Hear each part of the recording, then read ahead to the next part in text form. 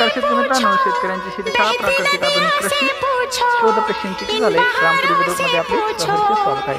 शेतकरी मित्रांनो, आज आपण आहोत मुंगीर यांच्या हळदीच्या प्लॉटवर. हा प्लॉट आहे महातपुरी फाटा गंगाखेड.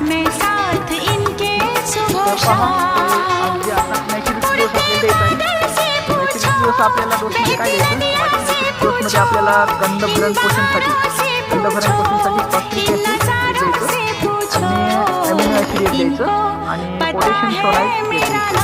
असे कंटेन्स तुम्ही स्प्रेमध्ये घेऊ शकता, सोडू शकता किंवा ग्रेन्युअल खतामध्ये पण घेऊ शकता. त्याच्यामध्ये आपलं मुख्य काम जे आहे आपल्याकडं,